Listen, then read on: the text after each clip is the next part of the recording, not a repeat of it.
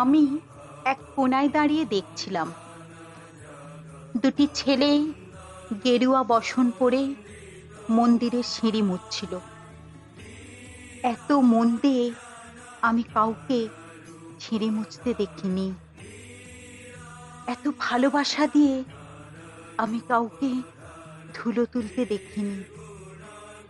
সিঁড়ি নয়, যেন জননীর ত্বক থেকে ধুলো তুলছিল।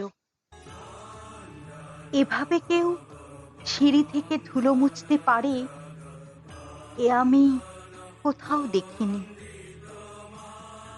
স্থিতপ্রজ্ঞ মহারাজকে জিজ্ঞাসা করলাম, এই ছেলে দুটি কে?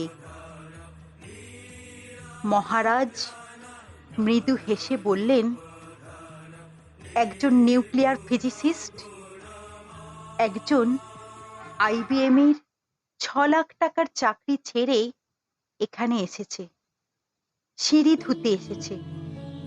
যে সিঁড়ি দিয়ে মানুষ ওপরে ওঠে তা যেন পরিষ্কার হয়।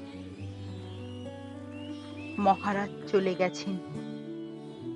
সন্ধ্যা নেমে আসছে গঙ্গায়, আমার ভেতরেও নামছে সন্ধ্যা। সারা পৃথিবীতে এত সিঁড়ি, সিঁড়িতে সিঁড়িতে এত দাগ, এত ক্রোধ, এত অপমান।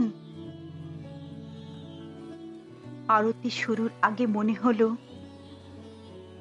যে সিঁড়ি মুছতে পারে না সে কোনোদিন মানুষের চোখের জল মুছতে পারবে না।